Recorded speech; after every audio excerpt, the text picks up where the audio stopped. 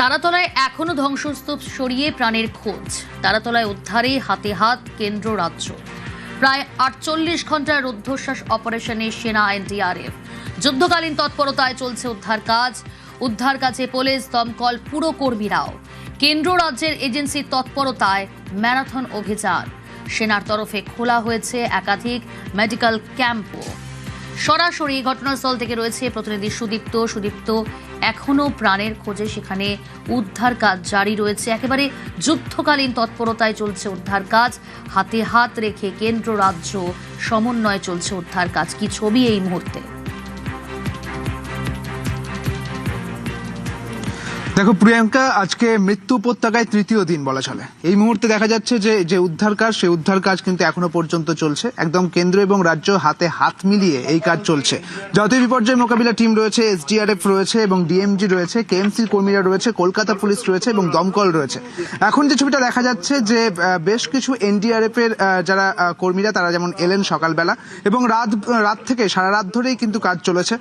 এখন এই মুহূর্তে ভার্টিক্যালি একটি জায়গা আবার কিন্তু নতুন করে খোঁড়ার কাজ চলছে এবং একটি তুমি যে ছবিটা দেখতে পাবে সেখানে যেমন আর্মিরা রয়েছে, অর্থাৎ সেনাবাহিনীর যারা কর্মী তারা রয়েছেন, সেনারা রয়েছেন, একই সঙ্গে এনডিআরএফ এর কর্মীরা রয়েছেন এবং ডিএমজির যারা কর্মী অর্থাৎ ডিজাস্টার ম্যানেজমেন্টের যারা কর্মী তারা রয়েছেন। তারা ওই জায়গাটি খোঁড়ার কাজ করছেন এবং ভার্টিক্যালি খুঁড়ে তারা কিন্তু তলার দিকে অর্থাৎ একদম তলায় তারা পৌঁছে যাবেন এবং সেখানে কিছু রয়েছে কিনা অর্থাৎ প্রাণ পাওয়া যায় কিনা, অর্থাৎ কেউ ওখানে আটকে পড়েছেন কিনা, সেই উদ্ধার কাজ কিন্তু চলছে। একদিকে যেরকম ভাবে উদ্ধার কাজ চলছে অর্থাৎ হাতে হাত মিলিয়ে জোর কদমে একদম জরুরিকালীন পরিস্থিতিতে যেভাবে উদ্ধার কাজ চলছে একেবারে প্রথম দিন থেকে অর্থাৎ 24শে জুন থেকে যেরকম ভাবে এই ঘটনার উদ্ধার কাজ চলছে, সেই মতোই দেখা গেল যে ঘটনাস্থলের বাইরের দিকে একটি ক্যাম্প করা হয়েছে।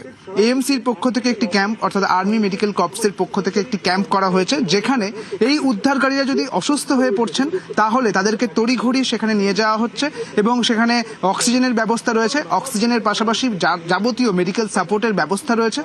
অর্থাৎ যদি উদ্ধারকারীরা অসুস্থ হয়ে পড়েন তাদের জন্য যে ব্যবস্থা, সেই ব্যবস্থা কিন্তু করে রাখা রয়েছে।